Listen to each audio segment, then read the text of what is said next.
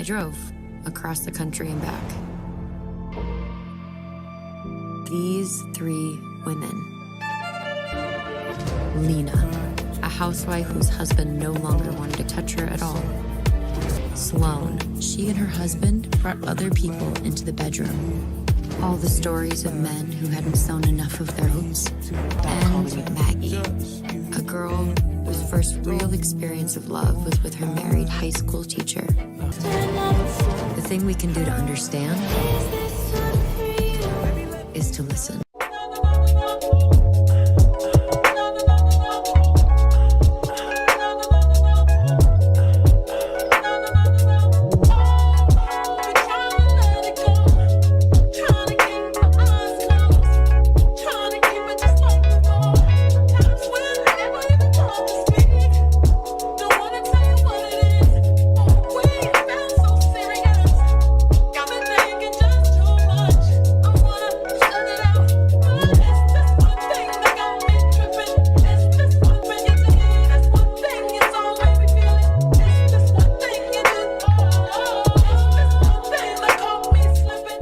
I drove across the country and back.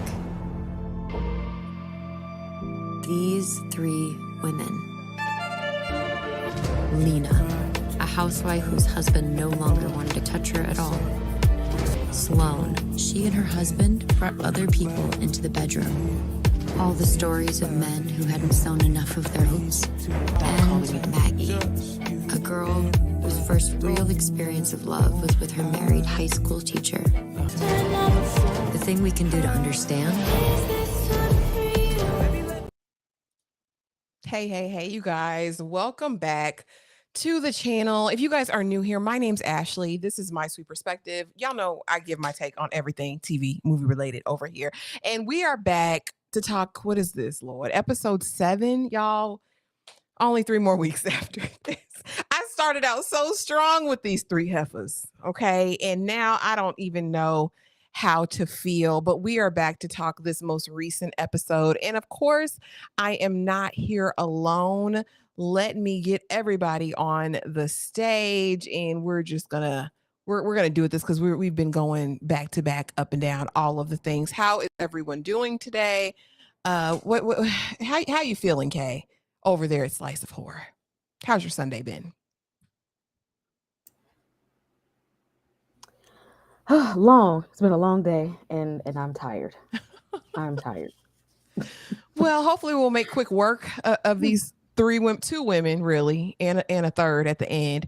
EJ, how are you? We just got out of Tyler Perry, honey. So listen, there's that. But how has your Sunday been, EJ?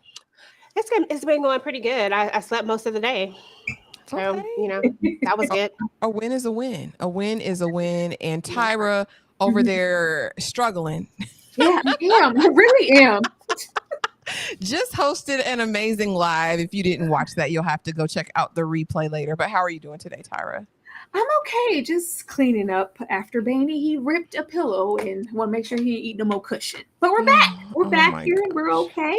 And we're ready to talk about all this eggs, chocolate, and backseat no sheets activity with Lena. Lord have mercy. Hey, Darfalina. Hey again. Thanks for being true blue and coming through. Okay. I didn't even intend to rhyme. You see how I'm a wordsmith over here in these streets? Hey, Vicky. Welcome back. Hey, Aisha. Hey, pretty girl. again. But y'all, we are getting into episode 7. And listen, y'all know we start here every single time. So why would this time be any different? Overall thoughts, episode 7, 2 women. I'm starting with you, EJ. What were your overall thoughts of this episode? Well, it definitely was interesting. That's to say the least about it. Lena, it's just like too much Lena just be too much for me sometimes. Like it's like overkill of Lena, and then you add the Gia in with it. Like these two, they just tragic in their own sense. I really wish they had now I didn't need Maggie, but they should just add a little Sloane. Sorry, now I'm gonna say Sloane. They need to add a little bit of her into the mix. And I ain't talking about that one little part we got at the end. I'm talking about like really, I can't do both of them. Listen, they're familiar spirits at this point. They are kindred, familiar spirits, and they are attracted to each other. And they would probably be friends no matter what, in whatever space and time, because I think their dysfunction calls to each other. Tyra, what were your overall thoughts of episode 7, Two Women? I'm glad in the end we got something of substance, something that moved the narrative and the story alone. You would think with a show of this caliber and subject matter, I wouldn't be feeling so stuck a lot of the times, or like the story is lacking in progression, because we do have moments, but it just feels like in the past, like 2, maybe 3 episodes now, we have just been lingering in the sexual liberation narrative and kind of lingering in scenes in a way that I don't feel like we necessarily have to. So it was really nice to get some depth with Lena later on in this episode. But yeah, I'm over her, and yeah, I'm over it. Listen, and I feel the same way. It's like we'll have the first 20-30 minutes, and it's interesting because they're all different directors, but the pacing is so bizarre. You'll be tired, fed up, ready to turn it off, and then it's like in the 9th hour they manage to turn it around and give you a little bitty nugget. But the question becomes, is that little bitty nugget making it worth it? Kay, what were your overall thoughts of episode 7? And was that nugget of truth towards the middle end, was it enough for you? That was enough for me because we knew Lena was a little off for a reason. Like, we knew. So it was good to know that her whole competence is just, it's not there. Like how is it that nobody explained this to her or talked to her about this? And it explains why she has that husband of hers, but that ain't no excuse for your children with perfect strangers to go and get some. I'm not excusing her for that part, because at this point you grown enough to go out and get you some and to plan this whole thing. You got desserts and whatnot, but you ain't have nowhere to put you put your kids with strangers for that. Y'all ain't even go out to eat. Y'all ain't go stay at no nice place this time. Y'all literally met in a park. Y'all did all of this in a car, and you left your kids for that? Nah. Yeah, we're gonna get into it. We're gonna get into the thick of it. Synopsis, episode 7. This was written by Laura Eason and Lisa Today, because she's gonna have her name on everything. All right. Directed by Lisa Brulman, and this is the first time we're seeing this director's name. They giving everybody a shot. You get a show, you get a show, you get an episode. And in this episode, we are in Indiana, and I just felt shame that they had to be in my home state. You're like, because why are you there? Get out of Indiana. Like, you're corrupting it.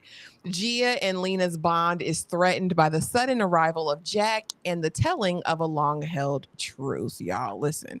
Jack is back, for better or for worse. The stalker, the kind stalker has returned. And I want to know, Gia, what the hell is wrong with you?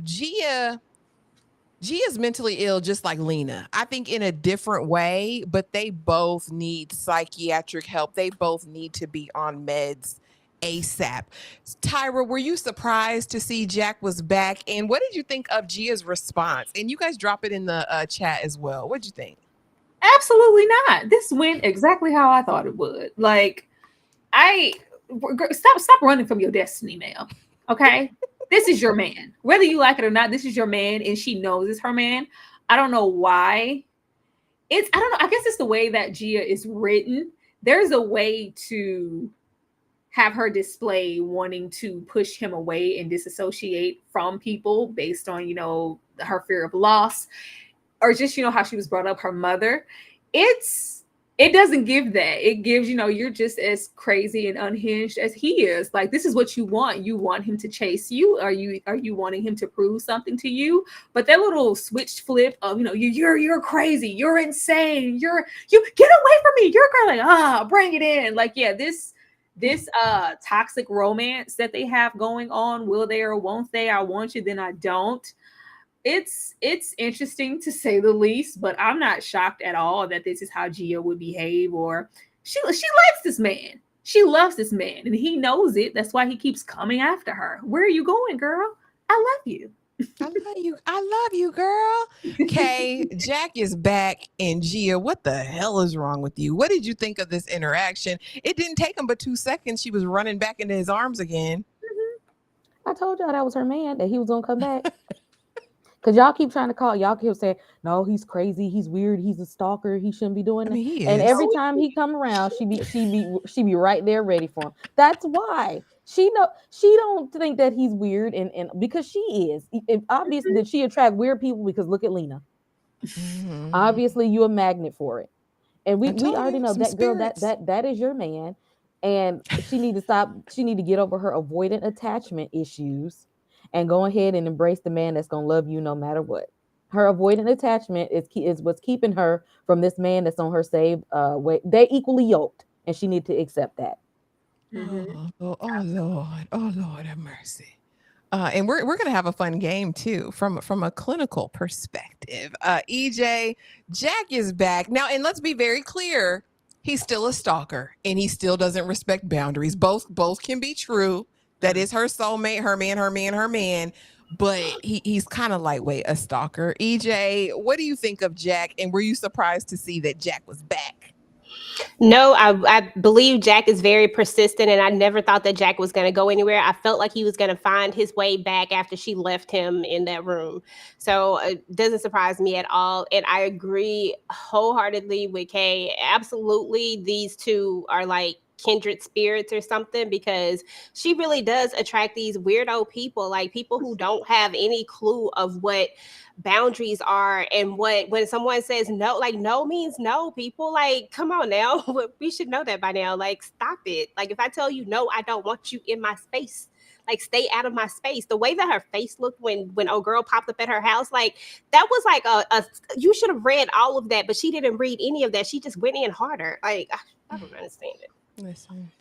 And in the vein of talking and discussing mental health, we are going to play a game called What's the Diagnosis? Okay, I'm going to give you a scenario for these characters, and you're going to have 4 options, multiple choice options of how you, if you were their psychiatrist, how you would diagnose them. Okay, so starting with Lena. Lena keeps picking arguments with her husband over small matters, even when things seem to be going well. Diagnosis options: A, fear of intimacy; B, post divorce trauma; C, borderline personality disorder; or D, narcissistic personality disorder. EJ, I'm going to start with you. What say you? I'm gonna go with none of the above. I'm getting the D on the regular and semi-regular, and I ain't got time for you no damn that's what it's giving me. But I'm gonna choose post-divorce trauma. Okay. So EJ says B. Tyra. I'm gonna say borderline personality disorder. That's because she's unhinged. She is. Yeah. That's because she's unhinged. Kay, Kay, what would you say? Oh yeah, that's definitely narcissistic personality disorder is a type of borderline personality disorder, but she ain't got that trait. This is a complete personality disorder. If she ain't divorced that man yet, for sure to have that kind of trauma, we know she ain't got that much of a fear of intimacy. The way she was swirling around that chocolate for that man. So I'm a personality disorder for 300, Alex. Okay, let's see what the answer is, because I put it on in here. Let's see what ChatGPT said. A, fear of intimacy. Lena's behavior suggests she may be pushing her partner away due to fear of getting too close or being vulnerable again after past heartbreaks. Let me just say this. This is only based on the scenario, not the character that we necessarily have seen demonstrated in the show. Keep trusting the TTPs in them. Keep trusting. Yeah. They're serving their trusting in the purpose. artificial intelligence. They don't know how to diagnose mental health. Skynet. They don't have no mentality. Let's talk about the next one. Number 2, Sloane has been hiding a significant affair from her partner, insisting it's for the good of their relationship. Diagnosis options: A, avoidant personality disorder; B, secret keeper syndrome; C, moral rationalization, or D, compulsive lying? Kay, I'm going to start with you because Kay is the clinician, so we trust her. But don't listen to the ChatGPT is what's artificial been. intelligence on everything. If it has to do with emotions, they ain't got no emotions. Now you listen to some other things, they ain't got emotions for that. Sloane hiding an affair, for the good, actually, but actually protecting herself. I'm trying to think because these don't look like real diagnoses. I have not seen them in the DSM unless it's changed. Girl, it's ChatGPT diagnosis. Just yes, but I definitely have said it before that Sloane also has an avoidant attachment as to why she pump and dump with him and doesn't even want to be too close to her own man. So it's definitely avoidant attachment for me. And then you see her mom? Y'all seen her mom, right? All right. Tyra, what say you? I'm definitely going to be using secret keeper syndrome because it just feels like something I could say. But I'm going to go with A on this one, avoidant personality disorder. I'm going to say you got secret keeper syndrome. That's what this is. Okay. EJ, are you riding that one, or what do you think? What say you? I'm going with E, all of the above. C, moral rationalization. Sloane justifies her secrecy by believing it's for the benefit of her relationship, which aligns with moral rationalization. And you guys, listen, only clinician up here on the panel is Kay. Keep that in mind. This is just for fun. I'm an honorary clinician. Okay, I said it was A. Lord have mercy. Easing on back down the road. D, appointments in a parking lot. Put the chocolate away, Lena, because this was disgusting. Now, I did watch it back and there were no other cars there. It did seem as though the gas station was closed. However, there's cameras there. How old are we? Did you run out of money? Was there no no-tell, motel, Holiday Inn? The fact that you are riding the rodeo show in the back of your minivan, pushing away car seats. All right. And not only that, but you took the opportunity to pawn your child. Where's my slide? My slide's not even here. I do actually have a slide, y'all, somewhere. It just didn't make it in here, of her pawning off this baby to her sister, attempting to. Sister tells her absolutely not, because I know what the hell you're about to do. All right. Then she proceeds to drop this baby off with Jack, who is a known stalker. All about this pink D that we had to see, the chocolate that she poured out, the baby wipe that she used before she mounted. I'm disgusted by the whole interaction. Lena, put the chocolate away and let's not do D appointments in parking lots anymore. Tyra, talk to me about all of this. Talk to me. How did I know you're going to come to me first? Because don't come to me first, because what we're not going to do is skip over. Baby, you think you can be a big boy for me and watch your brother? And I can just, baby, we was going to leave them kids in the house alone. She was. We're going to leave all you little dusties in these comments, which says a whole lot, because an abundance of y'all don't roll up on these videos anyway, but somehow, somewhere, there's always a couple of dusties that want to roll up in my comments and tell me that we as a panel, we're too hard on Lena, not considering things that she's been through, her trauma, her disorder, maybe them damn gloves. I don't know. Absolutely not. No mercy. Absolutely not. She's unhinged. She 5150. Where are you? But we were going to leave these kids alone. Her disregarding those children says a whole lot about her mental state. I said when the incident happened, episode 1 in the kitchen, because she was trying to, be a vibrant thing. Them kids, this says a whole lot about her relationship with her husband, that he hasn't noticed how unhinged she is. Because I'm like, was she ever a whole mother? Somebody need to show me some old clips. Roll that beautiful bean footage, because I have questions. This was insane.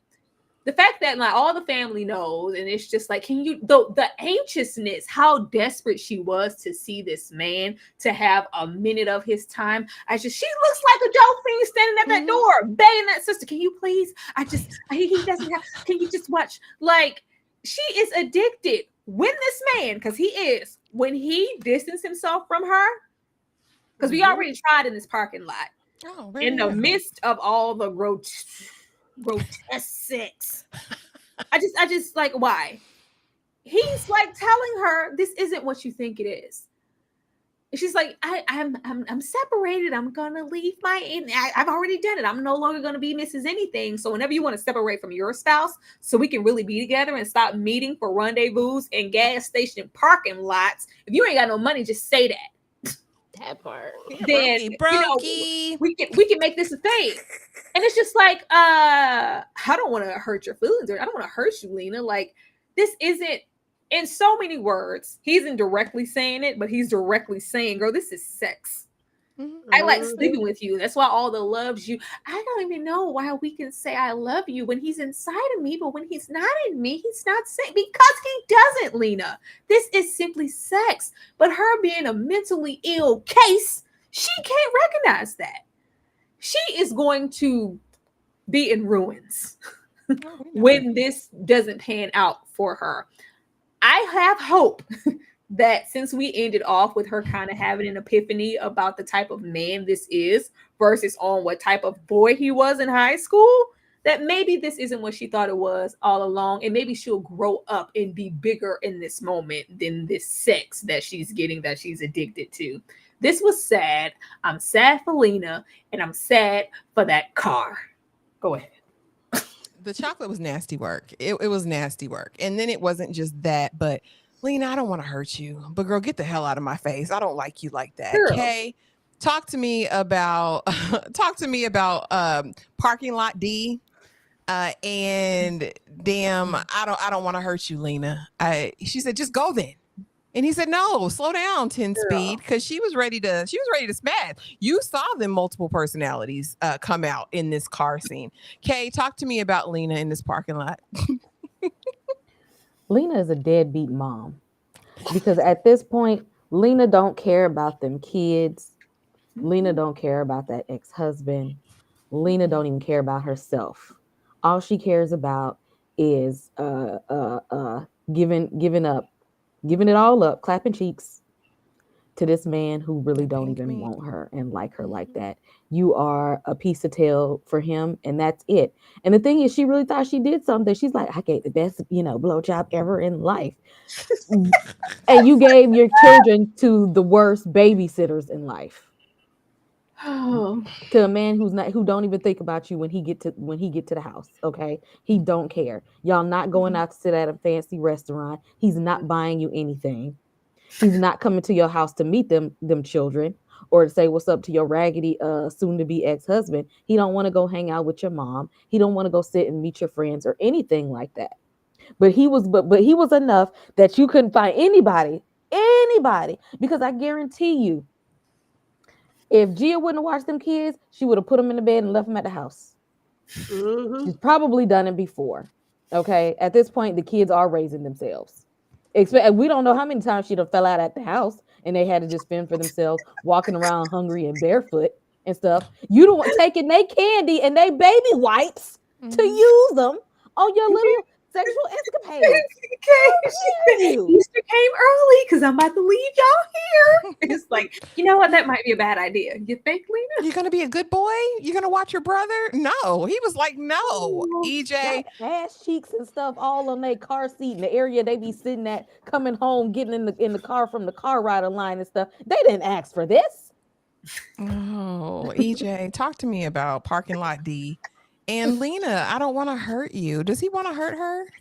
Listen, I'm going to be the voice of reason on this panel right now, because y'all know goodness doggone well that Lena is a good mother. Okay, like she's a good mother. She was gonna make sure that her son. I'm being serious, Ash. Like, I'm trying to make sure that I'm being serious. Okay. I'm being serious now. Yeah, Lena was doing too much, y'all. Now y'all know Lena was doing too much. You gonna go give your kids to Sloane. You know what I'm saying? Like Sloane, the person who is running away, not even like facing what's going on with herself. You know what I'm saying? You gonna leave your kids there with her. She all but said she didn't want to keep them kids. You just wasn't reading it, and and she felt like she didn't have a choice because she knew that you was going to do whatever it took to get rid of these kids. So in this sense, I'm kind of, I said Sloane, but I know Gia. But in this sense, I'm like, Gia might have actually saved the day with this one because we know she didn't want to keep them kids.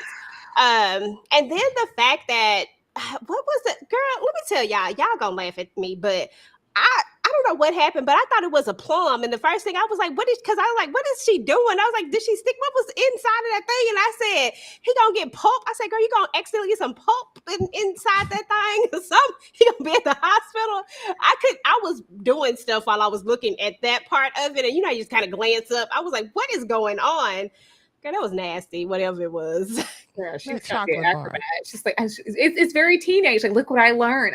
I'm giving head for the first time. Ooh, look, I'm gonna use chocolate. This is the best time. I'm like, and he's just like, it just says a lot about his character. I love that we got a little bit of information about him, but it shows just how disconnected mentally Lena is to think that this was the long lost love of her life, and this is acceptable. This treatment. That part. It speaks volumes. I'm fine. Everything is fine. Because I went back to the support group and everybody's roasting me. How's your little love affair with a married man going? It doesn't last forever. It's not going to last. Yeah, it's going great. Like, we're so good together. Like, I can't wait until we meet again. We clearly know she's not fine. Everything's not fine. I just had to throw in there that. No, it's Lena's face. Everything's fine. Everything's fine. I swear. Like, oh my God. God, what white lady. Lord. Meanwhile, Gia pearls in pregnancy because she's pregnant again by Jack because it doesn't take long. He's got the magic stroke, I guess, because every time they get busy, she pops up pregnant. We know that she had to pawn her mama pearls after we found this whole convoluted story about her mama walking to work and some old man pleasuring himself behind her. Like, it was the most random, weirdest crap ever. Like, why did we ever need to know any of that? So I wanted y'all to help me with that because I wanted somebody on the panel has to tell me what, or in the chat or anybody commenting, please tell me what significance did that, give to Gia or the storyline? None. They're just nasty. Like, y'all showed it. I thought once we cut away when old crazy Jack came, we weren't going to revisit it, but we revisited at the end, and you actually show this old man's junk for what? They're nasty. They're nasty. A perverse generation. But so she has to pawn her pearls, and Jack says, "Not so, baby girl. I'm not going to let you pawn those pearls. I know they're special to you. You wear them with every t-shirt you have. So I'm going to go ahead and give my car to the people. I'm going to sell my car. The only mode of transportation that we have." This is how I knew that they were a match made in heaven, because they're both dumb as boxes of rocks, right? She gets mad at first and it's like, we can't get around. It's Indiana. It's cold. Like, how are we going to? Oh, thank you. You're great. You're so great. Let's make baby number 5 at this point. EJ, talk to me about pearls and pregnancy tests, and what does this mean for Jack and Gia?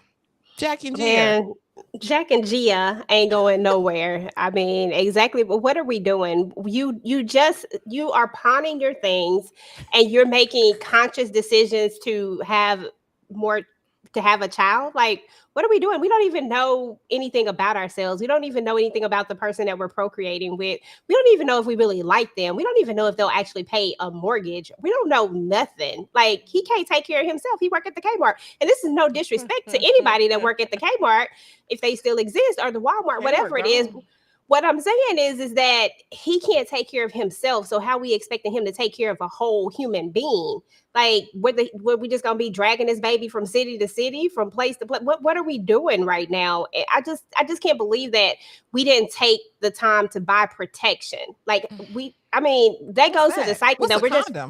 Girl, that part, why are we trying to replace babies? Like, who does that? Like, oh, okay, I lost my baby, I'm just going to replace. But you didn't even expect to be pregnant. Like, it was an oopsie, I'm going to call it. You know what I'm saying? Like, I just don't get it. I don't like her. And Jack, why would you get her pregnant again knowing what happened last time? She miscarried in the bathroom floor and left and didn't tell you anything. I'm sure you just found some bloody remnants. Oh, gosh. Tyra. Girl, these people don't need to procreate. What? These people don't need a baby. They don't need a baby. He knows that, and she knows that. He's in la la land. Like, everything's gonna be fine. Everything's cool, and we're gonna be Gerber baby. Like, no, this is not that. Gia pretends to be a realist and acknowledging we don't have anything. We're struggling. You work at the Kmart. My book is doing what? Like, I'm hawking stuff because clearly I'm broke.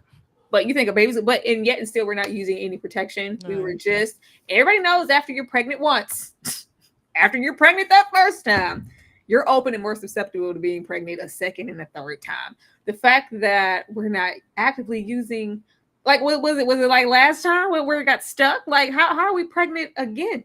Like, if Richard was there, they wouldn't be, because he would have bit the wrapper open and handed him the condom. But why? Like, why are we pregnant? And then we're actively like, they're so casual about it. Even Gia, who pretends like she has sense, we know she don't, because she like hanging out with Lena. This is just ridiculous. They're both ridiculous, but they're so ridiculous that they fit together. Mm-hmm. Yeah, but they can fit without having a baby. Don't put no baby through this. Please don't. don't torment that poor child. It needs to just be you two, and let that be that. The shenanigans need to stay there. No babies. Amen. Kay, Gia's pearls in pregnancy. Would you be mad at Jack if he hocked the car to get your pearls out?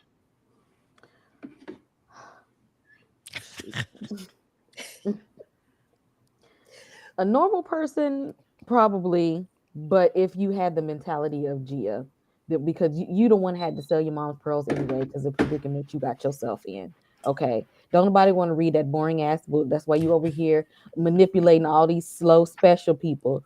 As is, you spending money trying to wear all these fancy clothes, trying to hang around in high places and stuff. Places you know you ain't got no bit. You can't afford to be in some of these places. You blew up the money that they gave you. You the one didn't budget correctly. Now you got to sell something. Okay, and he didn't want you to feel bad because he already know how you get in your little feelings and want to be avoiding it and stuff. And he said, "Well, let me prevent her from having some symptoms right here and give her this, so she have something to hold on when her avoidant anxiety and stuff kick in, and she ain't do nothing but end up avoiding him and leaving anyway." He tried. Lord. In other news, Lena goes to her mama's birthday party. Mm-hmm. Her family don't like her. None of her sisters like her. I don't even think her mama likes her. Because why would you invite him? Because mom wanted him here. Mom wanted him here. Okay. Just get in there and put the dishes in the dishwasher, Lena. That's all you're good for. Just go in there and put the dishes in the dishwasher. Even in this moment, on a serious note, Lena's the outcast of this family. It's clear, it's evident. She's sitting across the room as everyone else is engaging, lighting the candles, surrounding the mother. I was like, okay, you guys couldn't make it any clearer. She's definitely the black sheep. She's probably always been the dramatic one. When we get into unearthing what actually happened to her, these were the people who sowed that seed in her mind, that this was her fault, that she put herself in this position. Lena, you're being over dramatic. No, it's not a big deal. These are the people who did that. They don't like her. They know, Ashley. Oh, I think they know. Lena's too dingy to keep stuff a secret. Some of them sisters went to school with her. They look around the same age. So I'm sure the rumor, we know the rumor mill was there. So somebody knew something. But I think they put it on her. I actually felt empathy for Lena in this moment. Kay, what did you think about Lena's family and this interaction? You could clearly see why she don't have healthy boundaries, because that would have been a boundary to say, I'm no longer with this man. He may be the father of my kids, but that don't mean that we got to bring him into the fold of everything. Okay, we ain't here. And because they don't have boundaries, and they say, I don't care. We like them still. We don't know what you got going on. Maybe you the problem. Maybe it's something wrong with you. And you see immediately when she heard wind of him, she was over there looking for some gloves again. He don't even want to touch you, and you want to put on gloves. That ain't even the one that wants you like that. And then because see, she don't want that man to see her out and about living free. She got to keep up the facade when he come around. Because she's just like, ain't nothing wrong with me now. Now he gonna come in and see I'm happy and smiling and my hands is free. Now he done came in here, the jig is up. Somebody get me some gloves. And her family ain't got no healthy boundaries. They ain't gonna look out for her and say, "Young man coming, girl, put some gloves on or something, so he ain't gonna see you looking like." No, y'all the one invited him. This why when Gia stopped answering the phone, she popped up anyway, like her ex-husband popped up to that party. Mm-hmm. EJ, does her family like her? Do your mama like you?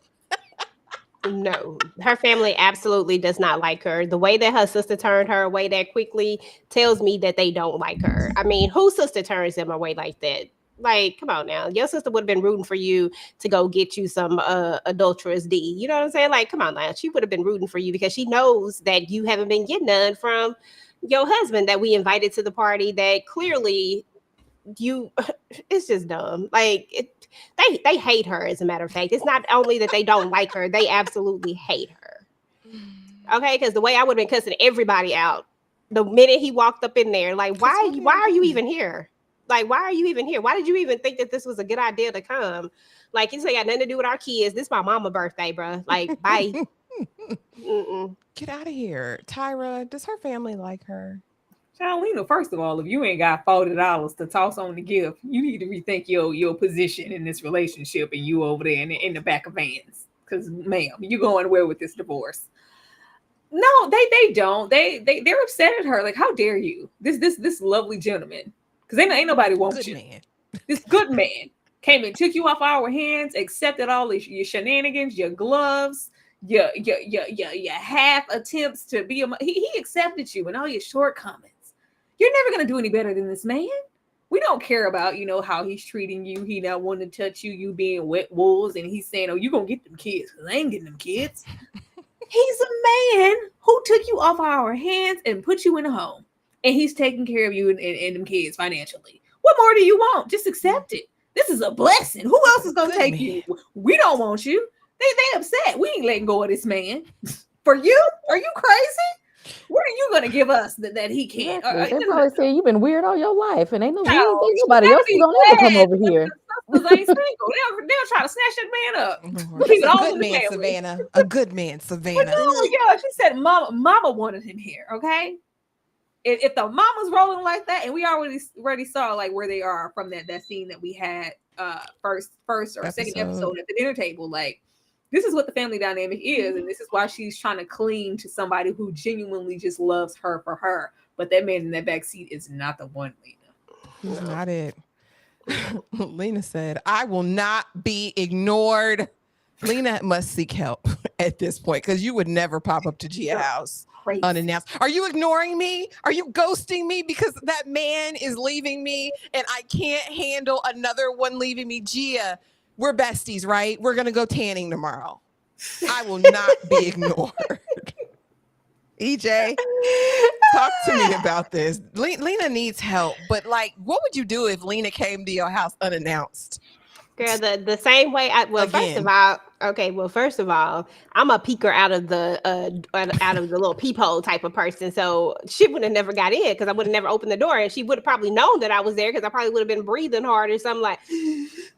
But I would have just never opened the door. I would have been just like, or I'm busy. Like, I don't know if I probably wouldn't say anything because that's how I am. I've literally had people knock on the door and I just don't say that and be like, I don't feel like being bothered today. I really hope it's not important. They should have called first. You know what I'm saying? Like, that's the time I'll be on. I think that's the number one rule of etiquette. Unless you are like my family, don't pop up here unannounced. Like, just don't even do that, family. Call me. Yes, but it's courtesy and it's boundaries. Again, another thing that Kay was talking about earlier. Lena has no boundaries whatsoever. Kay, talk to me about Lena popping up unannounced again for a second time, talking about you will not ignore me, Gia. I will not lose you. Well, obviously, Gia tolerates people with no boundaries. Because, ma'am, if I didn't reply to your phone call, that means I'm busy. Because busy, and you don't even have to explain yourself because you sat there. Because Lena's like, well, what are you doing? You got time right now? Are you busy? Busy with what? If we're friends, if you busy, then tell me what you're busy with. Girl, I don't owe you nothing. Who are you? Who are you? But obviously, because Gia feels bad because deep down inside she knows she's using the poor girl anyway. So she, no, we friends. I love you because you can't really tell her that, you know, y'all are friends and all that kind of stuff. You can't even tell her, you don't even tell her what's going on with you. Deep down inside, she's using her, and in order for her to keep on using her, she still got to play nice so she can finish this damn book, because the rest of them was flops. That's what Lena said. She said, "I'm not just your subject." Yeah, And you then kind of are though. You kind of are. And even before that, Jack, like, I don't know about Lena. Like, Jack, Yeah. Jack, how you talking about anybody? It takes Tyra, one to know one. talk to me about pop-ups, and you will not ignore me. The way Gia. I went when Jack said she has a lack of boundaries. I don't know the hell you not talk about somebody not reading the room and knowing boundaries. Something's off. I think you should handle that. You need to talk to her about and then she just rolls up. Child, this poor thing. She don't have nobody. She don't have anybody. From the looks of it, she's never had anybody, and that's why these boundaries are lacking. The fact that it's, I'm not going to be ignored, Dan. You're not going to roll up in here on your fatal attraction energy, Lena. This lady don't owe you anything. But this is also Gia's fault for not setting any boundaries with her, because she's just so hungry to get this story. Nobody told you didn't have to be besties and all of this. And this is you. So now you have her showing up here. The boundary was definitely crossed when she came there with them kids. That was way above and beyond. As soon as that happened, oh girl, we're friends. We're friends. And then it's not even just like, oh, we're putting on a facade to make it seem like we went with this man to do something. Oh no, it was great. It was the best I ever had. Oh my God, I was so frisky. I gave the best head ever. Yeah, there are no boundaries here as far as, writer, confidant, author, privilege. No. In Lena's mind, we are best friends. And why didn't you tell me? Why aren't you answering the phone for me? Lena is lonely, and she is seeking love and validation and everything that she hasn't clearly, it seems like, gotten from her family or her life, child. And then she didn't get it from the husband. Now we are trying to cling to Gia, who we don't know from a can of paint. And we're trying to cling to that man who we still don't know from a can of paint. I was sad for Lena this episode. I was too, especially when we get into the thick of it, because it explains everything. So Gia does go to this tanning appointment, and I'd refuse to put the blue picture up, but I wanted to, of Lena in the tanning space. But when we're down there and we're talking, Lena opens up about her history with Aiden, which is the, Bloody Bay, right? Mm-hmm. And is basically like, yeah, because in high school we went together, and, he missed a date, I think it was, or they didn't get to hook up and do what they wanted to do. And so she decided that she was going to go with this other guy. And this guy took her to a place where basically she was SA'd by 4 boys, right? And apparently the next day at school, they spread it all around, and Aiden never talked to her again. And so in this moment, Gia's like, you're a victim. And we hear Lena, and this was probably the saddest part of the episode. No, I'm not. This was on me. No, it's not a big deal. The heartbreak and the trauma is Aiden, right? Aiden is the issue. And Gia's like, no, you were violated by 4 different boys and then were shamed for it in school. That's the issue. No, it's not. That's not the issue. That was on me. I was dumb and I went over there. That was not it. It really wasn't that bad. It was my fault. This was heartbreaking, and the level of pushback that she gave to Gia in this moment was so telling to me. It spoke to everything I think that she's been told her whole life about who she is, right? You deserved it. Why were you over there? Why did you go with him? That was just dumb. You're dumb. And then she comes back at Gia and is like, but you act the way you act based on your trauma, but you're trying to tell me I can't act how I want to act based on mine. Or you want to tell me, and Gia's like, hold on. I did not choose for both of my parents to die before I was 24 years old. And Lena is like, but you're trying to tell me how I react to whatever trauma, in my life. This was really telling. It was really sad. This is probably the rawest, most vulnerable moment we've gotten. I really wish that this was what the show was about. Mm-hmm. Outside of all of the gratuitous smacks and all of that, let's get to the thing that's causing these behaviors. We could have done with 1-2 episodes of the outlandish, and then let's rest here. I think this would have made the show more impactful. And just a heads up, they did get renewed for a season 2. I found out yesterday. Wow. So they'll be back.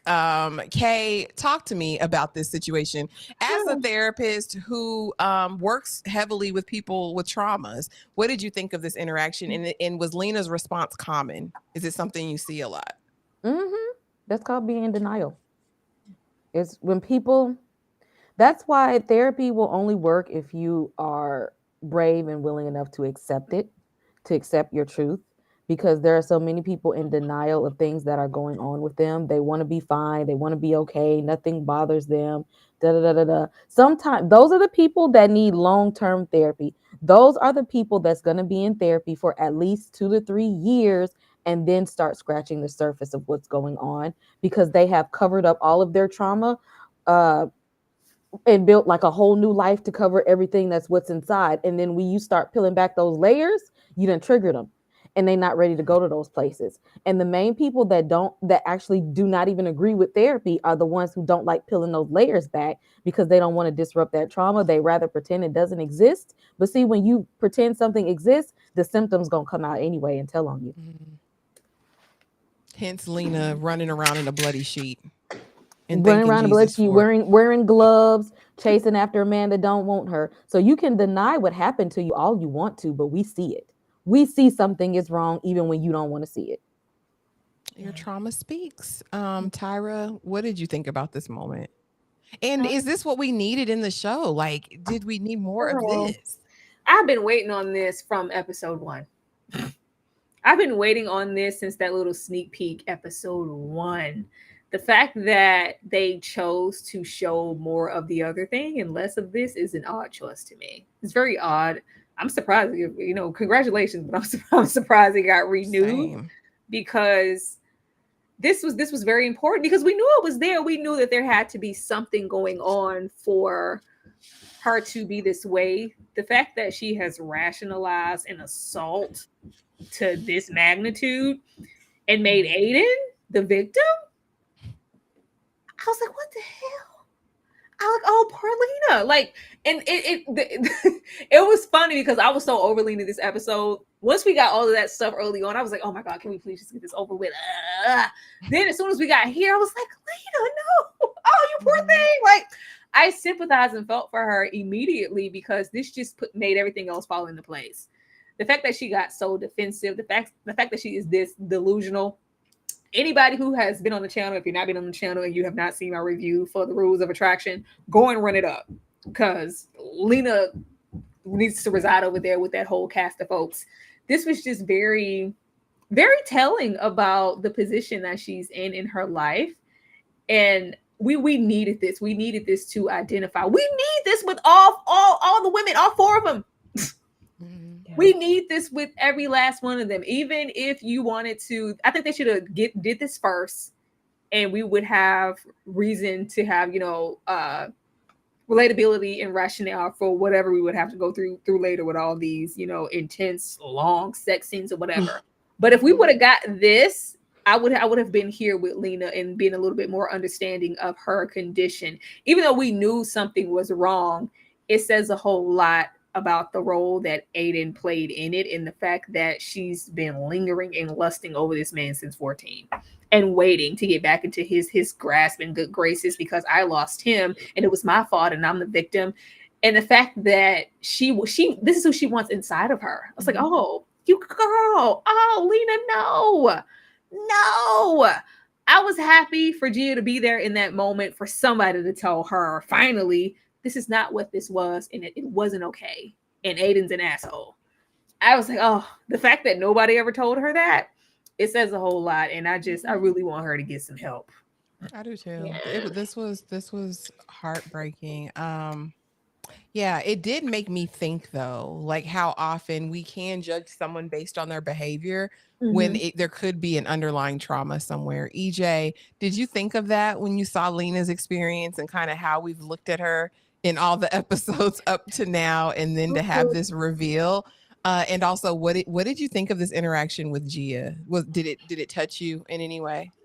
Yeah, honestly, I felt like, dang, I gave Lena a hard time this entire time. Now, not that it takes really away anything that how I feel in the sense of all the things that she doing. I mean, it is a problem, but I do have like more empathy for her because she is in a state of where she really doesn't recognize what happened to her. And the fact that she kept saying, Aiden is my trauma. Aiden is my trauma. And I'm just like, no, it's not. Like, that's not what it is. And Gia is trying to tell her that. And I was like, I was happy when Gia finally just let it out, because sometimes you try to sugarcoat things and you try to baby things, but sometimes you just got to just say it sometimes. And even though Lena still wasn't accepting of what she was trying to say to her and tried to flip it around and all that good stuff, which I thought was cute, because I was like, really, Lena, that's what we're doing. But I loved how Gia just tried to be there for her and just really wanted her to understand what really happened to her at that time. It's just really sad, because she really, and you could tell that she truly did not get it. Like, she truly is in denial. She truly really thinks that everything is about Aiden. And I'm just like, oh my God, it's just sad. I don't know. I was sad at this point. I almost had a tear in my eye. Almost. Almost. It was. It was. But I don't want us to internalize and go like, oh Lord, we shouldn't have said all those things. No, it's the writing is an issue. The writing is an issue. There was a way to weave things together to where there wouldn't have been such a spotlight on the lacking, because we always knew that nothing's changed. We always knew that the mental state was fragile and what was there, but that doesn't excuse behavior or what we thought about Lena before. I still think all those things. I do too. I could extend mercy more, because I was on her head. I will say it mirrors real life, because we see people walk around with trauma all day long, but we don't know what happened to them. Like, we can guess, and I can assume as a therapist, I literally can look in a room of people and tell you what type of trauma you have. I may not know the exact details, but I probably know what happened to you because of your own behavior. I know that part. But in real life, we meet and see all these people that have these traumas, but we don't know the details either. But yeah, no, what I thought was going to happen from that first episode, and when we saw her, even I think that was before I knew we were going to get one episode per whatever, I thought we were going to be getting different flashbacks with every single character. And if not every single one, at least Lena, because I don't think we do that as often with Sloane. I thought we were going to get, don't start. I thought we were going to be getting flashbacks to that incident or that era in her life, but we only did it for the romanticization of what, Aiden was. And I'm like, was that more so to service Lena and these rose-colored glasses that she has for him? But if we were going to do that little, her sliding down the wall, the bleeding, her, crying, laying on the ground or the bathroom floor, then the childhood in the hallway with the guy, like, we needed some more of that. We could have got just as much as that, or a little bit of that, which I tried to give us tenfold in sex. Tony said something real good in the chat. He said she's still Tony Roberts says she's still stuck at the same age mentally when it happened. That's called arrested development. And most people, when something happens to them at a certain age, that's the age that they're arrested at.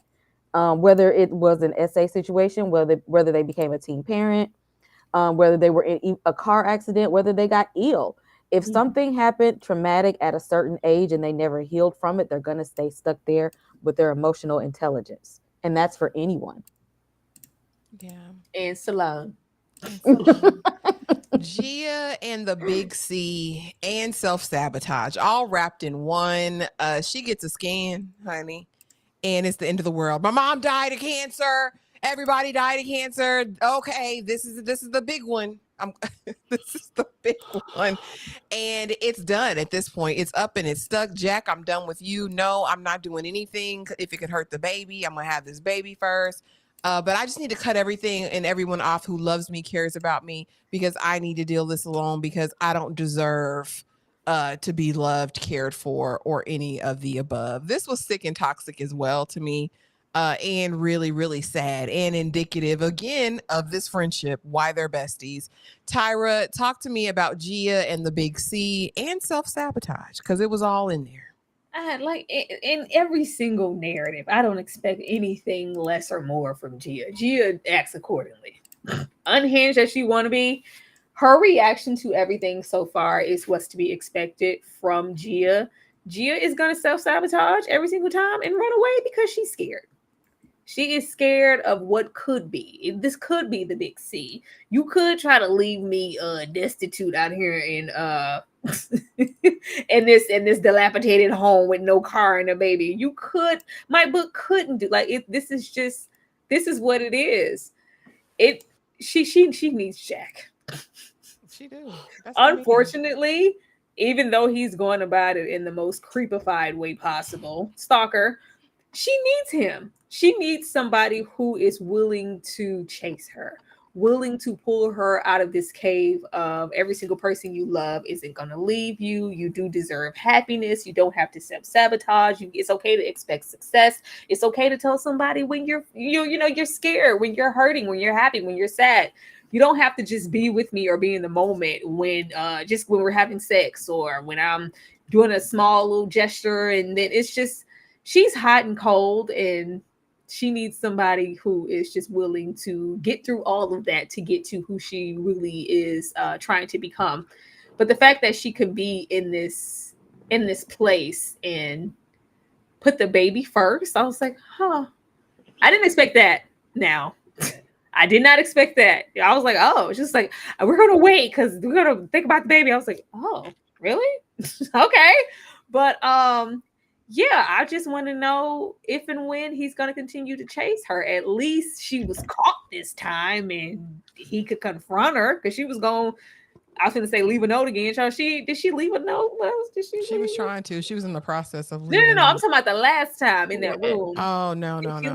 She just left, right? So yeah, this was expected, but I'm trying to see how is she expecting to live her life this way and be potentially a good mother, because this does not make for that.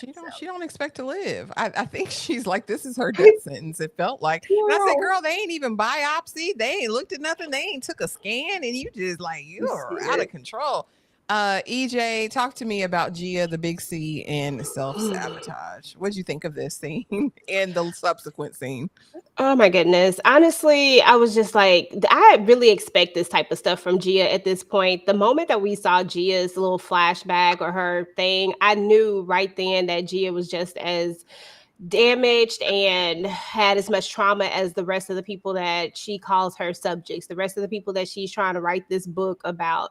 I was just like, there's just no way. The way that she went all the way from 0 to 100, the way that she already written herself off, it was like, you didn't even have any fight in you. Like there was not one, there was no fight. There was just, this is it. I told you, I knew this was going to happen. It's like she was waiting for the ball to drop this entire time. She didn't know when it was going to happen, but she was just waiting for it. And it's kind of sad, to be honest. It's sad to see this character just wait for bad things to happen and not feel like good things can happen. How can you how can you write a book and want it to be a success and you don't even believe in yourself? I mean, at this point, you're wasting everybody's time. You're wasting all these women's time. You're wasting everybody's time. Like, if you don't believe in you, why in the world should I trust you with my story? You can't even trust you with your story. Like, it's crazy to me. And then the fact that she was going to dip out on old boy again, I'm just like, come on now. Like, and the fact that old boy was still wanting to be with her, like, girl, you need to keep him, because I don't know not another person that's going to deal with this. Not one. What's sad is so many people present in the world the same way Gia does. And I don't even think it's something that they can control on their own. They really need help to see their value and their worth. A lot of people operate in the world just like Gia does. Kay, what did you think of this whole situation with her? It screams avoidant attachment. It screams unhealed childhood trauma. It screams that I never really truly grieved for my parents. And it just so happens that this man who is suffering from it, and the worst thing that you can do with somebody who has anxious attachment is connecting with somebody that's avoidant attachment, because I'm pretty sure what she's doing to him is very traumatizing for him to have an anxious attachment. And the thing is that she's so self-centered, she doesn't even care about what he thinks. And I know at this point, the baby is in her body. It's all about her. But ma'am, he helped you make it. It's still going to be his. Something I'll call you when it's born. It's still his baby though. That y'all made knowingly. Mm-hmm. That y'all laid down together, but now you're trying to kick him to the curb. And then the thing is, when people kick people to the curb, at that point she's gonna resent him for it. She's gonna be like, "Oh, you wasn't there when I was in labor, and you wasn't there when I was 6 months old and went to my appointment, and you wasn't there, and I had to go to my," like, she's gonna resent him mentally for something that she did and hold it against him because she did it on her own. And it creates a toxic cycle. And because he has an anxious attachment, he's still going to try to hold on to her no matter what. Poor thing.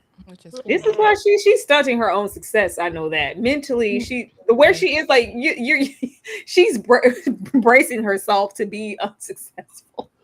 That's why this writing isn't coming together. That's why this book is boring. That's why she's creating her own toxic cycle because she has no self-awareness. Absolutely. And you guys, shout out to the 55 people that are in the building. Thank you so much for being here for 3 Women tonight.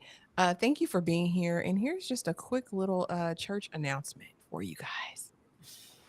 Church announcement. The service entrance is at the side. Can't see how going south of 125th Street ever made anybody's life better. And you're never gonna know unless you try. Innumerable blessings, countless felicitations, thank you beyond number, and additional good stuff.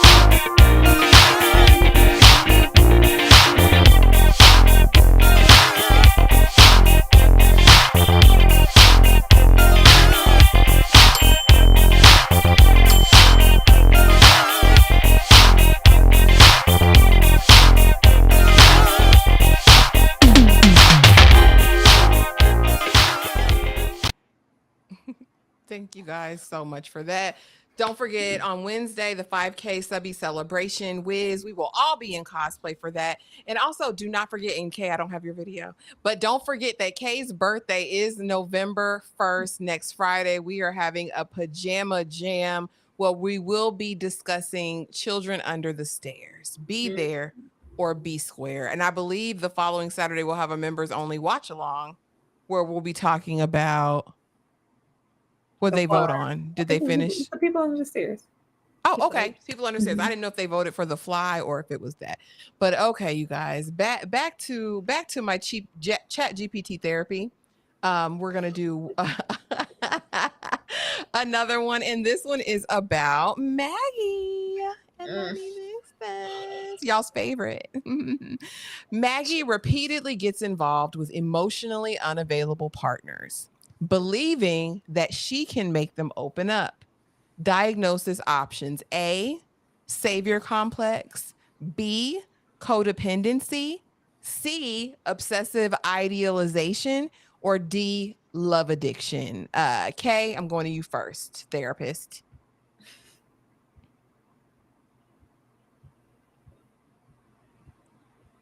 You're muted, Bookie. Oh. From what we know about Maggie and her alcoholic parents,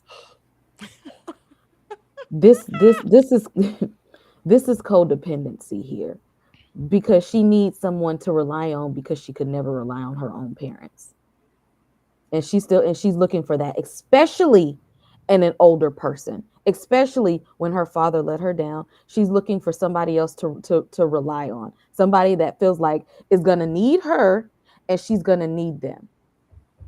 Okay, all right. Tyra, we ain't got it wrong every time. So since Kay said, hey, which one you said? You said codependency, right? Mm-hmm. Okay, I'm gonna go with C and try to get my chat GP LMLP. EJ, what say you? Same. I'm gonna go with the same as Tyra. I'm gonna go with C, obsessive idealization. Okay. And Kay got this right, baby. B, codependency. Maggie's tendency to pursue unavailable partners indicates a pattern of codependency where her sense of self-worth is tied to helping or fixing others. Lord have mercy. Not the... As soon as I try to pop out and show ninjas, y'all want to go with the answer that anytime we've chose the answer we was gonna choose, y'all said it was wrong. Lena often skips social events, claiming she feels unworthy of genuine friendships and prefers to stay home alone. Is she A, does she have social anxiety disorder? B, low self-esteem? C, post-trauma avoidance? Or D, introversion? EJ. A. Tyra. He just like, what A? Tyra.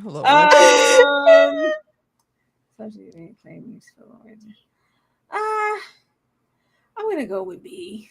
Okay, B, low self-esteem. K, what say you? Because for the simple fact of feeling unworthy, social anxiety has nothing to do with you feeling unworthy. People with social anxiety actually want to have friendships and want to be out and do things, but they have a fear. They're afraid. They start panicking. They're worried about things. They're worried about what other people are going to say about them. Low self-esteem makes you feel unworthy that the people are actually going to want to be your friend.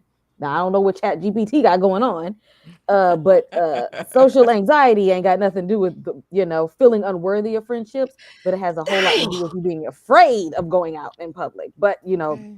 the robots might tell you something I different. hope Kay says all of that, and it is social anxiety.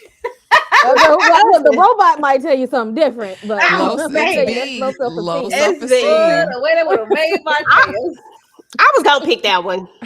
Lena's avoidance stems from a sense of trying to do reverse. inadequacy, indicating issues I keep with my self-esteem. DSM right. Okay, I got a pocket DSM. All right. Rather than a clinical anxiety disorder. Okay, we got that. We back in business. See, we cooking. Chat GPT ain't wrong all the time. Period. Period. Bye, Jack. Call you when I give birth. And that was it, y'all. He said, you are terrible, Gia, but not for the reason you think. But then he didn't say the reason he thinks. She dipped out on him. She said, I got this bus to catch because she ain't got no money. Then we see Lena and her saying their goodbyes, and Lena's like, you sure you don't want to get that man a chance? That's a good man. I left my kids with him. He's a great babysitter. And she says, you know what, Lena? I love you. I love you, Lena. I said, what the hell is going on? Bye, girl. Love you. Mean it. Tyra, talk to me about this weirdo stuff. Lord, they all need to be on a bus to the nearest psych unit. I mean, oh my goodness, this is terrible. I don't know if you have it in here, but Lena having her little come to with Aiden. Is that in the next slide or is this the last one? What you mean? What you say? When she's in the back of the truck with Aiden. Child, I didn't even get that. What happened there? I must have blocked it out.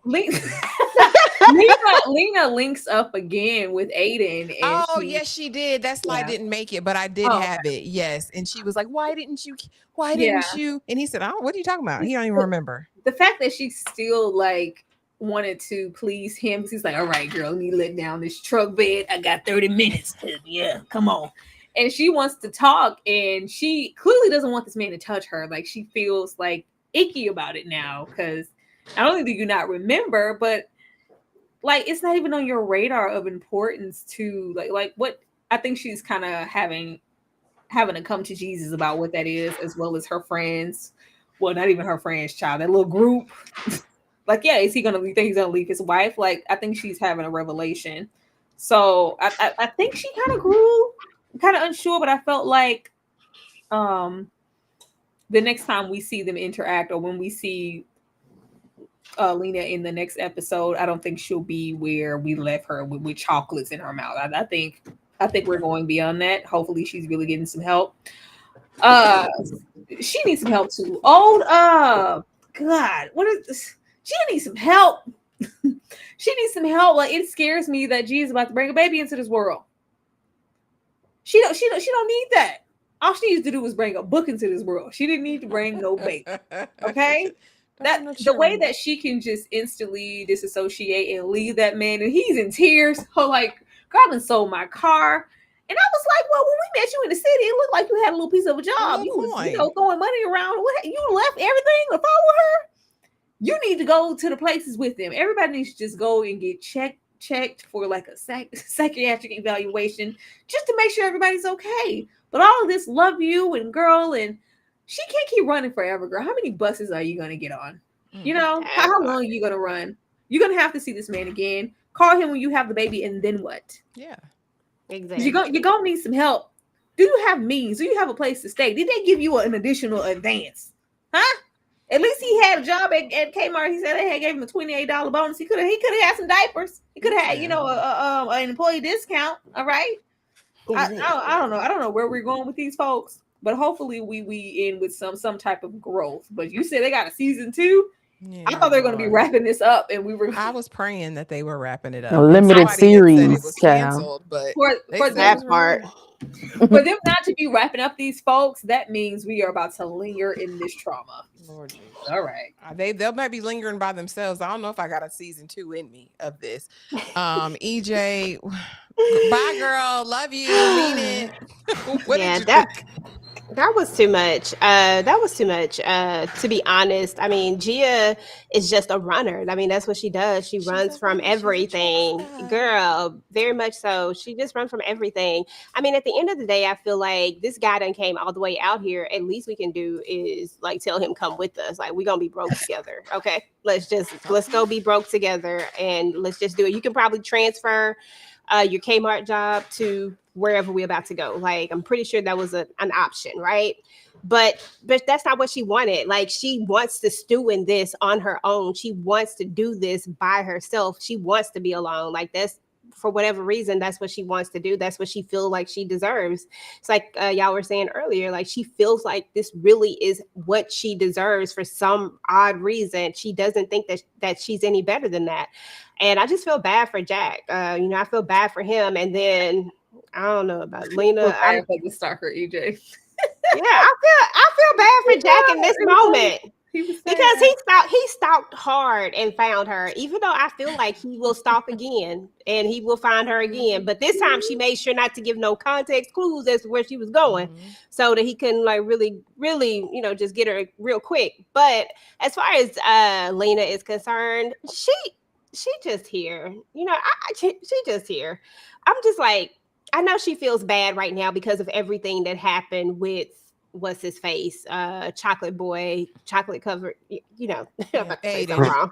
Yes, she feels bad about that whole situation, and she just I don't know. I just don't. Oh God, I want to feel something for Lena, but I just.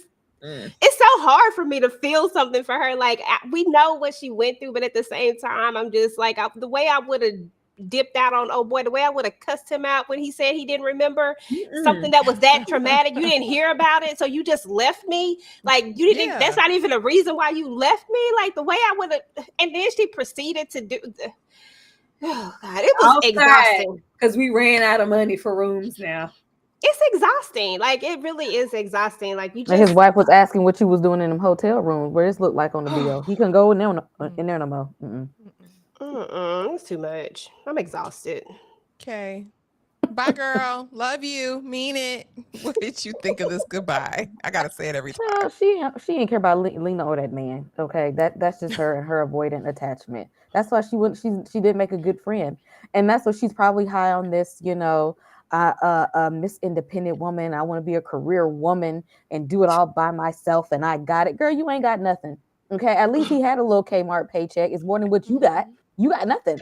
Okay. At this point, you got nothing. And the things that you do have, he helped you get them. And then you want to leave him. And you didn't even get it right. Then you use the only friend that the person who wanted to be your friend to get you a ride on the bus. And now she's gone too. Like, because apparently she wants to make it seem like she can do everything independently.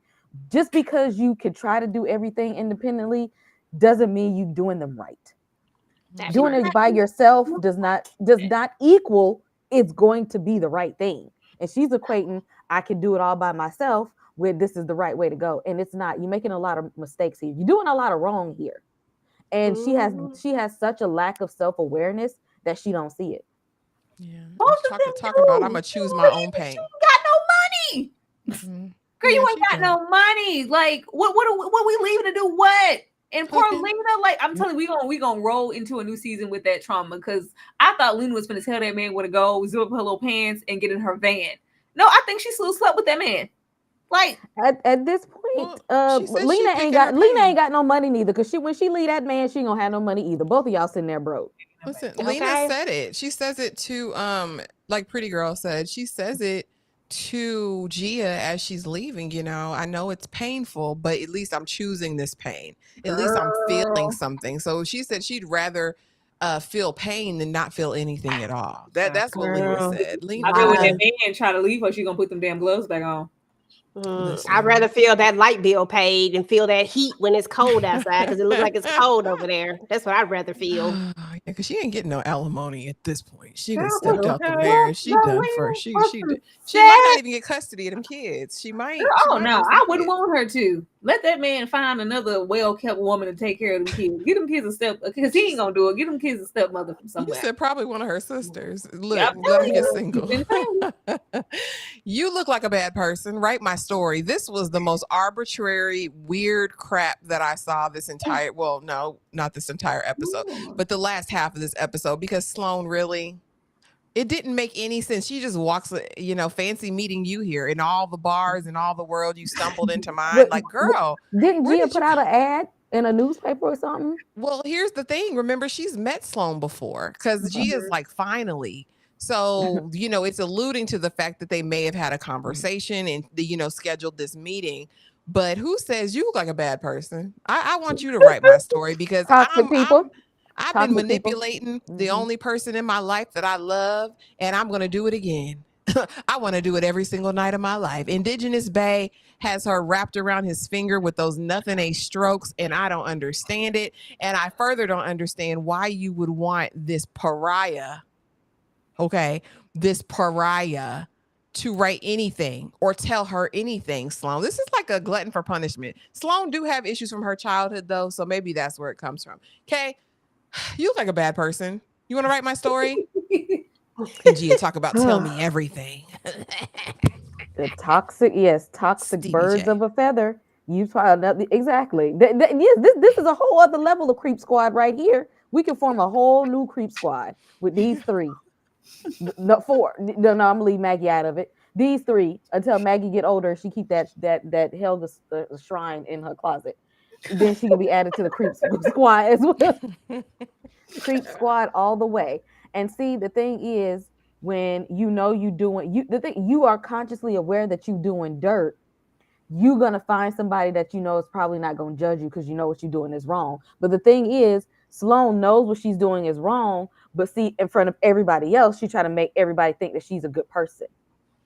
But she knows she's a crappy one. That's why she's over there throwing up in toilets, because deep down inside, she knows she's doing a lot of dirt and doing this purposely. You're grown. Nobody's making you do anything anymore. But you're a crappy person, but you go out and you put on a face, this nice face and your fancy dresses, and you go to your nice house and make it seem like you have this picturesque life.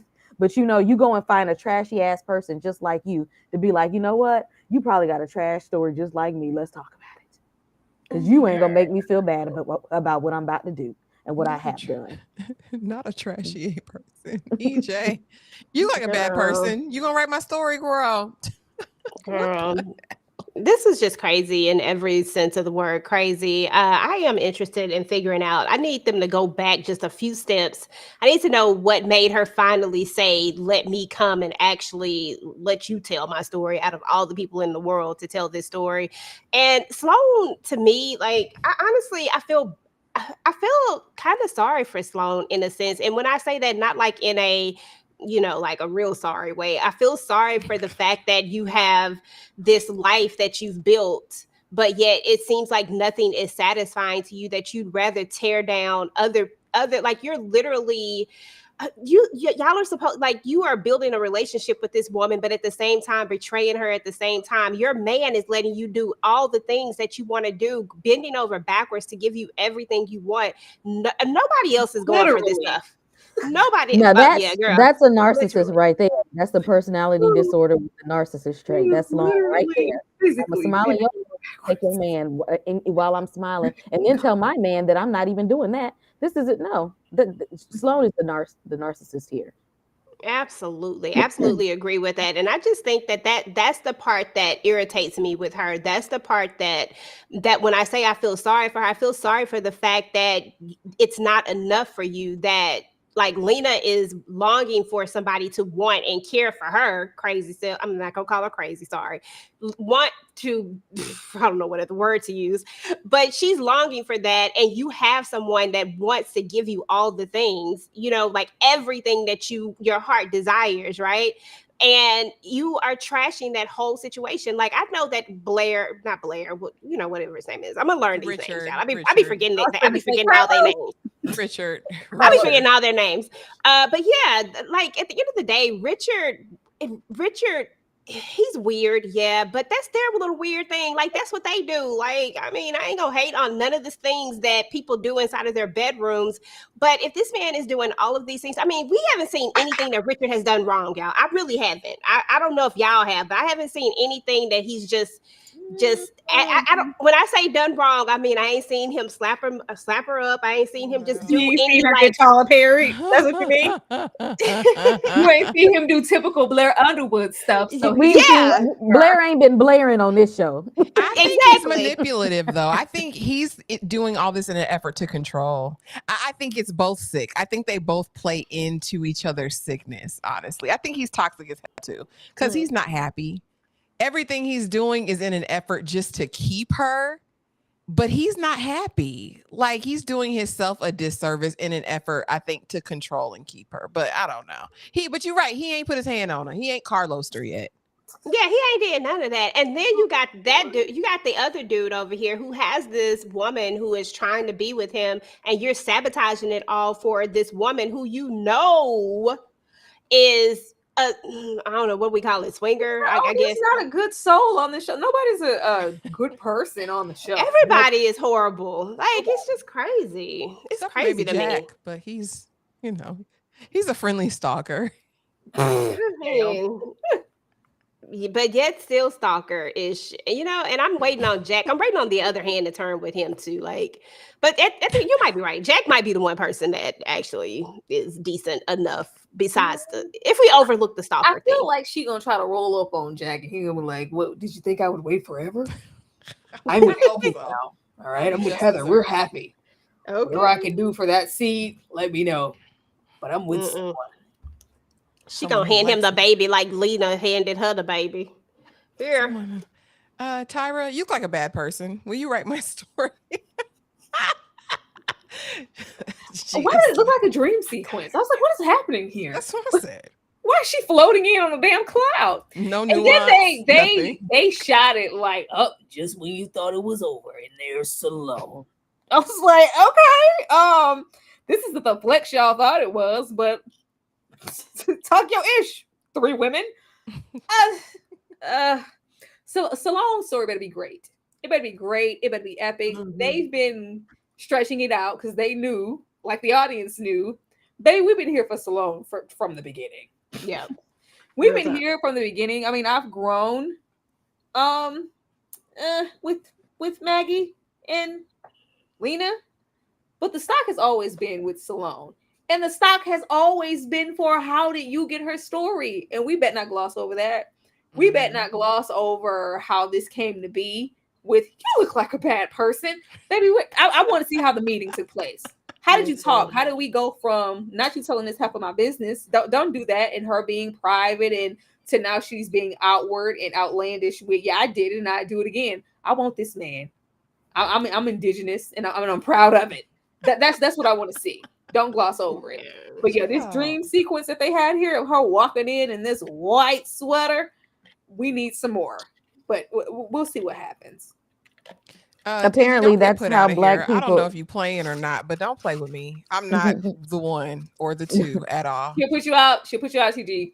Don't do that. Apparently, that's how white people see black people when we walk in the door. Apparently, we look like we're floating, like magical people. I don't know. Like a Spike Lee joint. Exactly. Look all mystical, like fairies or something floating it. I don't know. Look at that wig. What is in the Sally Jesse Raphael is going on here? She is not old. She is not that old. Why they keep making her look so matronly? Tyra. She's a mother. Stop it. She's a mother. I'm not even going to speak to what's next because I know what's next. I look forward to what's next after what's next. That's all I got.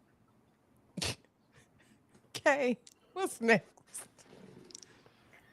What's next? They better make us care about this, and I actually hope that Gia is actually a better mom than she has been as just a person by herself. Hopefully maybe the baby humbled her and helped her get her head on straight. But the way she's sitting there ready to exploit somebody else, it's giving probably not. Oh Lord, I hate this wig. I like Gia looked better with the long flowing hair. I guess that she's now in her mother era, like y'all are saying. Making her look like Miss Frizzle. EJ, what's next? Any predictions? Girl, I ain't got not nail one. I just need them to get it together. I'm just ready to see where we go with Sloane. You are absolutely right, Zara. I have been here the entire time for Sloane. Okay, that's it. Because I was over Maggie. I couldn't deal with that storyline, and I couldn't deal with Lena after a certain point. I just need to see what's going to go down with Sloane, and I really want to see if Richard is just going to go ahead and leave her. I know I shouldn't want him to, but I do. I just want him to go. Richard needs to realize his worth as a black man. Exactly. Exactly. Okay. I'm going to have one good example of a Blair Underwood situation where he was the victim. Damn it. Okay, you guys, one more. Number 5, Sloane remains loyal to a partner who clearly manipulates her, insisting she can change him. Is this A, trauma bonding, B, emotional dependence, C, Stockholm syndrome, or D, fantasy proneness? K. Well, who's manipulating who here? Sloane says she's remaining loyal to a partner who's manipulating her. Mm-hmm. I don't see it. This is just a scenario. Is the Fusions up here for maybe Indigenous Bay is going to be manipulating her? Maybe. Who knows? He need a check. Okay. I would say trauma bonding, but they got to give us that. They got to let us know that the partner got to be traumatized too. So we don't know about Indigenous Bay. We don't know about the backstory of the man. We don't know if they traumatized. Go on and say A. We don't know who got the trauma. We're just in trauma bonded. Take 2 people to be trauma bonded because a healed person don't want you. Assume he's traumatized too. If we assume both of them experience trauma, it's gonna be a trauma bond. But if she's with somebody who she says manipulates her, although she is the one who be doing the manipulating, she also we're gonna put. Actually, I already told y'all Sloane is a narcissist. Textbook. So that need to be. Hey, it's a hypothetical scenario. I just want y'all to know because she's a real person. She is a narcissist. Let's add that on to somebody who probably trauma bonded with somebody because we do know she has the trauma. We're gonna say A with a hint of personality disorder. Okay. EJ. Because I've been getting these wrong, I'm gonna follow behind K because we gonna get one right tonight. Damn it. Hey. Tyra. Girl was looking up fantasy proneness. I was like, I ain't never heard of that. Let me see what that means. Even though it's a little self-explanatory, I wanted to look that up. What did y'all say? I said, okay, I'm just say B because I just want to be different. Trauma bonding. Sloane's loyalty despite manipulation is a classic example of trauma bonding where the emotional connection becomes stronger due to cycles of abuse. Kay needed information. Look at me. Who has the trauma? Who has the trauma? How do we know if they don't have the trauma? It doesn't state in the statement who has trauma. We need to. This is just for the game. This is just to make it a little bit more interesting. But you guys, that was the show. That was the episode. That was it. Yeah, I don't know what episode 8 has, but they better do something because we got 3 more weeks of these women, and give us more of the moment we had with Lena and Gia. If it's more of that, I can get behind it. But if they're Did you see my face? That's what I can stomach. Yeah, that's what I can deal with at this moment. Kay, let the people know what's going on over there at A Slice of Horror this week, other than your birthday. Yes, first of all, shout out to Savannah State. It's homecoming weekend. Shout out to all my fellow Tigers. This week is a packed week, you all. Very, very fun-filled week. I am dropping my From Season 3, Episode 6 Theories video tonight. The live panel for From Season 3, Episode 6 is going to be on Tuesday. Y'all already know to be there. We have Ashley's 5K celebration Wednesday. The Wiz cosplay. Y'all already know. Monday, let's back it up, is Killer Con horror panel. More costumes for Halloween. Then we got the Penguin on Wednesdays as well. Then we got Thursday is Halloween, grotesquerie. Then on Friday is my birthday. We are going to have a pajama party to talk about the people under the stairs. And then the following day, that Saturday, we're going to do our members only watch along with the people under the stairs. Everybody's membership link is on the channel. If y'all want to be a part of our blockbuster movie nights, y'all look, members that's already there, y'all better let them know. That's the place to be on Saturday nights. I had to check in on the people from last night. I'm like, are y'all What you checking in? Don't be checking on them folks. Y'all know what y'all signed up for. Because I had to. EJ, let the people know what's going over there at TV Junkie. What you got going on? Oh my goodness. First and foremost, I have all the things that you guys have going on, all the panels that I'm going to be on with you guys. And then I have two Froms actually. So I have From on Monday. And then I also have Found on Fridays. I have Zatima. This is the last Zatima. Okay. Okay. Yeah, I have Zatima, and that is going to be on Thursday, right? And then I have some uploads. I'm about to start doing some off-season family business content for the people that asked for it. So definitely check that out, and then just keep your notifications turned on. I did drop the rest of the Queens because I did look at the Queens. I did finish that up. So I did drop a live on that with Candy Love. And then on Wednesday, we are going to be talking about Tia Mari's next act. So that should be interesting. Oh, yeah. Oh, yeah. Tia. She cried some more. Tyra, what's going over there with the struggle, girl? What's going on? Kay explained it pretty well. You know, it's no need for me to regurgitate it. Be on the membership. Be on the community tab. Looking at everything we got coming up. We're here every day. Okay? Y'all know this. We know this. Y'all see it. Watch it. Support us. We're here all the time. Giving you prime time content. Quality. All right? Be here every day with us. We love to like see and subscribe. Everybody. Everybody. Yes. Everybody. Run it up. And don't forget tomorrow we talk disclaimer, y'all. And crack was smoked or injected or however they do it. Just keep that in mind. Yeah. Be sure to run up the previous live from this one, the Beauty in Black. Yeah. Be on the lookout for there's a lot of cosplay and pajama jams happening this week. We would love to see you there. But I'm not gonna beg you. That's all. I ain't gonna beg you, but you guys, thank you so much for being here. We appreciate you so much, and we are going to close out with this, and we will see y'all tomorrow for a disclaimer. Like I said, drugs were done by the people. Lord, have the most amazing night, y'all.